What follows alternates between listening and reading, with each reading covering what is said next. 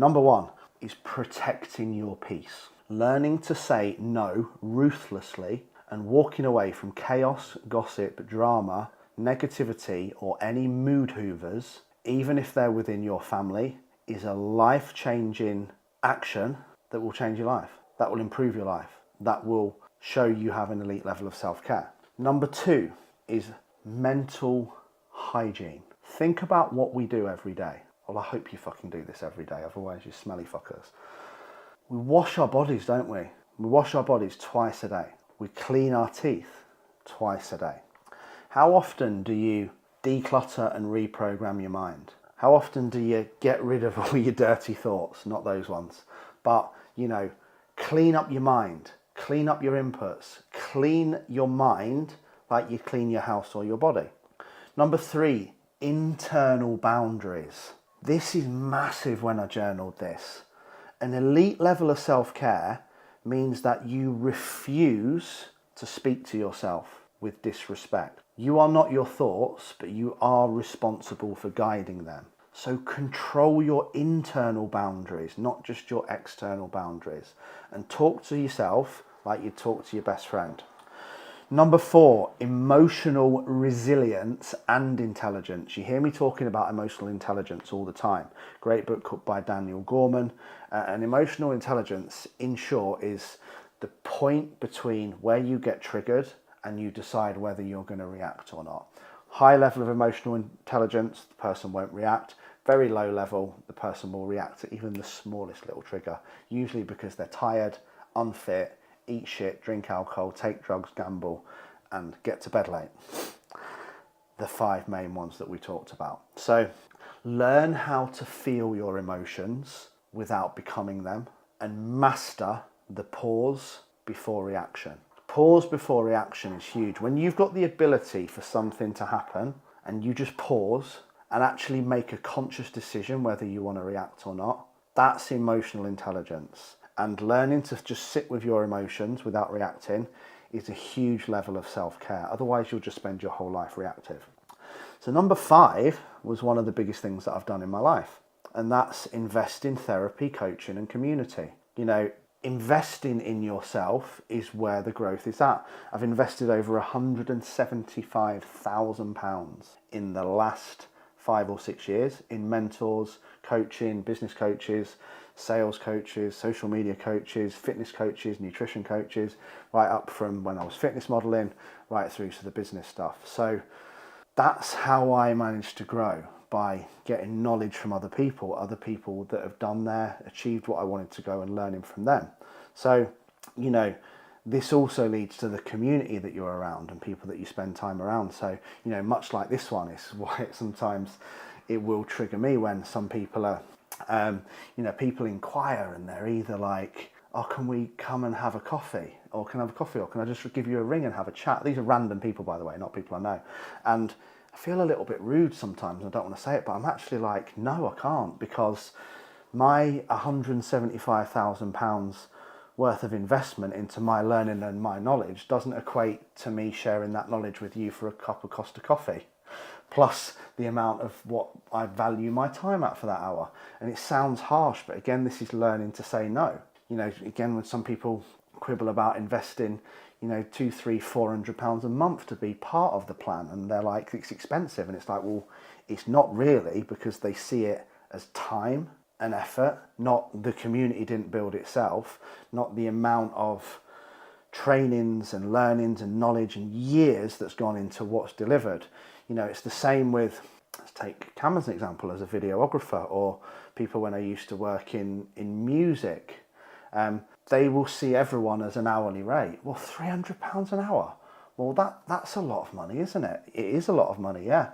But you're not paying for the hour. You're paying for someone with 20, 30 years of experience, equipment, and everything in between that have learnt to do that job. And this is why sometimes people are very slow to invest in themselves, because they might see, well, that therapist is £300 an hour. I'm not fucking paying that. Well, that therapist has trained for 20 years to be able to laser deliver the information you need, understand your problem and solve your problems in less than an hour, because of hundreds times more investment in terms of both time and learning. So investing in yourself for you, for your growth, shows you have an elite level of self-care. And again, the community that comes with it as well, as I said. So we've said this so many times, you are the sum of the 5 people you spend the most time with. So that's why I'm willing to invest to get around big people so I can learn from them and be in their communities and vibe off their energy. The next ones are the simpler ones. So number 6 is train daily. Strength, endurance, fitness, mobility. Respect your body. Shouldn't be having to tell that one, but we've included it anyway, is an elite level of self-care. Number 7 is eat for fuel, not feelings. So see food as fuel in your body for performance, not eating when you're hungry, not eating when you're sad, not eating because it tastes good. Use it as fuel, and also make sure that you only eat nutrient-dense foods because you respect and love your body. You can't hate yourself to fat loss, okay? Eat well and look after your body because you love your body. Don't starve yourself and train until you die because you hate your body. 2 very different mindsets. Number 8, sleep is absolutely non-negotiable. Minimum of 7 hours per night, like your life and your performance depends on it, because it does. I don't care how much of a hero people are being saying, I only need 4 hours, me. You're not performing optimally. No one is. Just like you can't do a 12-hour work block. At absolute max, I'll split it down into 3-hour blocks and then a longer break and then a block. Nobody can work for that amount of time. And sleep is one of the most paramount factors to an elite level of self-care. Because if you're tired, like virtually, put your hand up now if you're a twat when you're tired. Every single one of us is. You're reactive, you're mardy, you're snappy. Your emotional intelligence isn't even a level 1. It doesn't exist. You react to everything. You know, you cause drama over the smallest little things. You know, your wife says something like, oh, would you mind taking the bin out? Why can't you take the fucking bin out? It's like, just take the bin out. You know, when your energy's low, everything suffers. So sleep is huge. Hydration and supplementation. Yeah, even this, I'm making sure I've got my water. I hydrate regularly throughout the day. I've got a water app on my phone, water reminder. And supplements, my supplements are simple. Electrolytes in 2 litres of water. Again, it doesn't need to be expensive. You can use Robinson's and Himalayan rock salt. My multivitamin, my vitamin D, my 3,000 milligrams of vitamin C, the dissolvable ones, and my omega-3, that's it. Rest and recovery rituals are an elite level of self-care. Some of you are trying to smash yourself to a result, and then you're wondering why you're injured all the time. You know, why your body's not responding, why you're not losing body weight. Yes, work hard, but also understand that rest is important. Rest, listen very carefully.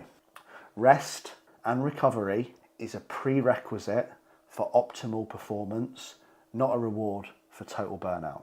So ice baths, sauna, going for a weekly massage, stretching every day, walking, meditating, all of those things are really, really important and should be included as an elite level of self-care. See, we're only at number 10. Number 11, this is one that wasn't in the old school books, was it? Digital boundaries and social media discipline shows an elite level of self-care. Scroll less, create more. Spectate less, do more. If you want to be more, do more. But protect your mind from comparison and distraction. People with no elite level of self-care will constantly be on their phones distracted all day. Make sure you have those boundaries in place. There's loads of apps now that block down news feeds, only allow apps at certain time. You won't see on this, but so if you won't be able to see this on the camera, but well, you might be able to. So if I'm on my phone from the first page there, can you see that, Cam? Yeah. So here, 1, 2, 3, 4, 5, 5th page, Instagram, PT Hub, Facebook, TikTok, WhatsApp, right at the end. So I literally have to go into my phone, all notifications are off, and I need to move 6 pages across to get to the stuff that distracts you. If you're doing that, that's a decision. Start training yourself. How many of you honestly now can leave your phone for the next hour and not be, oh no, shit, I can't check it. It's hard because of the way we've become conditioned. Like I said in this week's podcast, show me your habits and I'll show you your life. So protecting and having digital boundaries and social media discipline is a prerequisite and to a happy life, and also a big factor in an elite level of self-care. Having a high value and high standards peer group. This is what a peer group is. You are in a peer group. Unbreakable and Mindset Mastery are communities, as you'll find out at the event on September the 13th. So what is a peer group? A peer group is a group of people that you either raise and modify your standards to remain part of, or you leave because it gets too tough. There is people, and I make no apology, sorry, if you're watching this and you're a previous client, which you won't be actually, so it doesn't really matter, unless you come back, in which case, I'm sorry. The amount of people that leave this group because it gets too tough, because I'm calling them out. One guy actually blocked me because I was on it in that much. Have you done your food today? Have you done your check-in? Can you check in on Monday? And the level of accountability that he was being held to, I'll hold you to a higher level of accountability than you hold yourself. That's why you get the text message. That's why you get the email. That's why you get the group. We have a high standard that we set for people, and that's why we get results. Some people, that triggers them so much that they've signed up, paid, and then blocked me after 4 weeks. Because you either raise your standards to become part of the peer group, or you run back to your old shitty peer group and your mates at the pub who won't call you out on your own bullshit and tell you that it's okay to keep being the way you are because that's just the way it is, and everyone in your family's always been big and all rich people are evil and success isn't meant for people, like all the other crap that people tell each other. So it's so important. Like, you should look up to everyone in your peer group. Like, don't tolerate your circle. Either be the one elevating it to the level where you're creating a new circle, or if your circle isn't helping you grow, go and get a new circle. Same as the old phrase, if you're the smartest person in the room, you're in the wrong room. Number 13, clean your house, clean your desk, have a tidy house, have a tidy car, clean your car. Don't tolerate wrappers, dust, muck, shit all over the place. If you live on a farm and got dogs, I'll let you off. But generally, keep everything tidy. Keep your wardrobe organised. Keep your desk tidy. You guys know I'm completely paperless.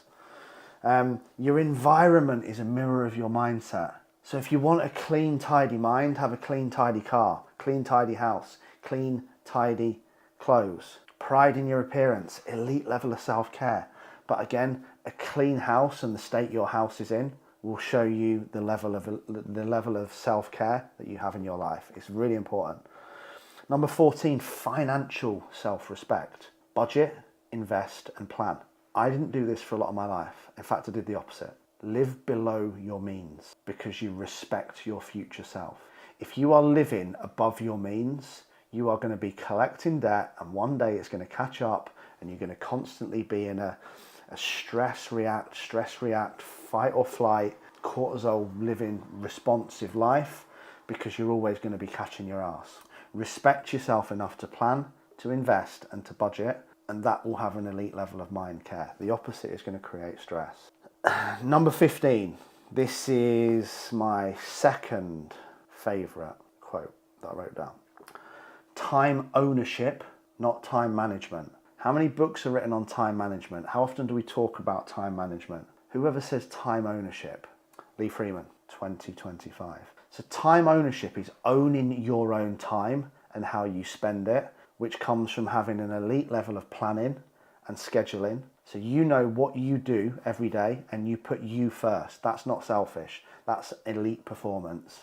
If you don't, I know many of you have spoken about this on the trainings. We can discuss it again on the training on Thursday, but so many of you, especially with your kids on the Q&A on Thursday, this Thursday at 7 p.m, you are essentially a walking doorbell for other people's agendas. The second someone says, hey mum, can you just do this? You drop your day and you go and do it.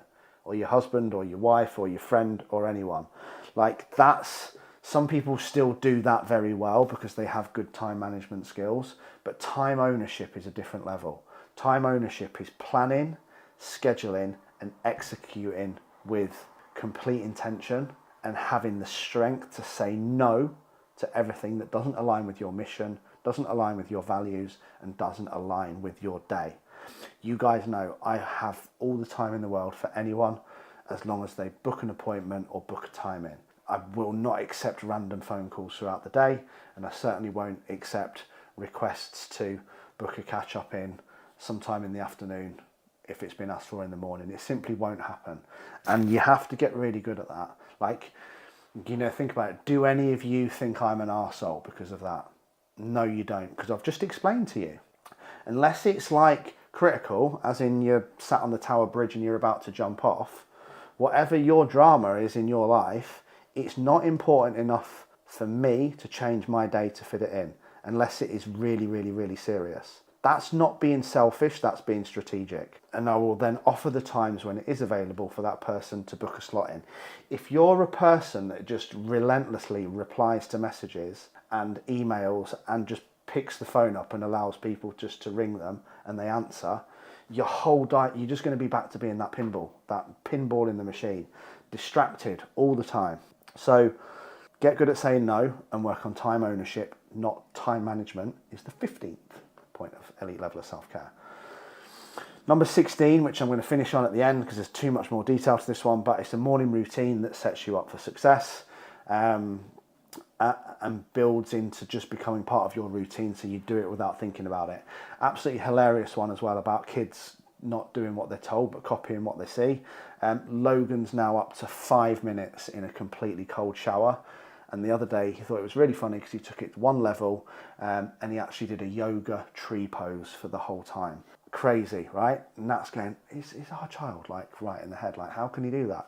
I don't do 5 minutes, I don't do that long, I do 2 or 3 minutes most. But again, he's seen me do it, he wants to copy, and now he finds it easy. 6 years old and he's doing 3 to 4, 5 minute cold showers. Number 17 is, if you haven't got cold showers in your morning routine, by the way, you're just missing out completely. You don't need to be getting an ice bath and going outside and jumping in that for 6 minutes. Just a couple of minutes completely resets your nervous system for the day. Number 17, gratitude and presence. Don't just chase your goals, make sure you're living for the moment as well. There is no happy end to an unhappy journey. Don't fall into the fallacy of I'll be happy when. Fall into the fallacy of just, I'm happy, I'm enough, I'm content. And practice appreciation for what is, not just what's next. You can be so grateful and appreciative in the moment for just what is. That moment right there, it doesn't always have to be about the future. And understanding that and practicing gratitude, which, as we know, true wealth is nothing more than a feeling of abundance triggered by gratitude, is also a huge key to having an elite level of self-care. Number 18, I've talked about this until I'm blue in the face, having a sense of mission and purpose, knowing what you're doing, why you want it, what direction you're focusing in, where you're going, and making sure you're not distracted, and understanding that you're in the driver's seat, understanding that life happens for you, not to you, that you're looking forward through the windscreen, not looking in the rear view mirror with your foot on the brake when you're trying to go forwards. We have to have mission, we have to have purpose. And this is the difference between being pulled by inspiration, which is fun, or being pushed by desperation, which isn't so much fun. One of them's easy and effortless, the other one's very, very hard. So having a sense of purpose, mission, understanding your why is an elite level of self-care. Number 19, self-awareness and radical honesty is an elite level of self-care. So doing the uncomfortable inner work, taking ownership. I spoke about this at length last week, didn't I? Most people will never take ownership over their own habits and their own behaviours, because the cost of awareness is that you then need to adapt your behaviour in line with your new insight. And the truth is, they don't want radical honesty. They know that eating chips from the Chippy Tea every Friday is killing their goals. But if they have radical honesty and self-awareness and take ownership, it means they have to stop doing it. And deep down, they're more committed to who they are than who they want to be. Like your habits will always show you. You're either committed to change or you're committed to staying the same. This is what I say to people when they won't take action. I say, you're more committed to your current set of values and your current set of habits than you are to creating the new ones. That's why you won't change. Number 20, my final one, you guys know this.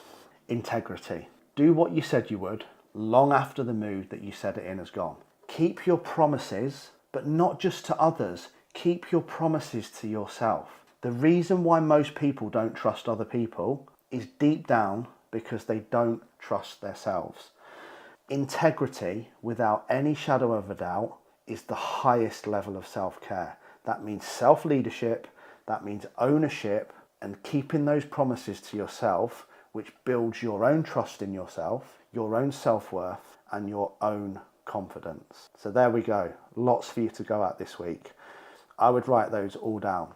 I will go through them very quickly now. Protecting your peace, mental hygiene, internal boundaries, emotional resilience and intelligence, investing in coaching and community, training daily, eating for fuel, not feelings, sleep, hydration and supplementation, rest and recovery rituals, digital boundaries and social media discipline, high value, high standard peer group, keeping your house and your environment clean. Your environment is a mirror of your mindset, financial self-respect, time ownership, not time management, a morning routine that sets you up for success, gratitude and presence, a sense of mission and purpose, self-awareness and radical honesty, and integrity, doing what you said you would. Each one of them are 20 solid keys to you having an elite level of self-care.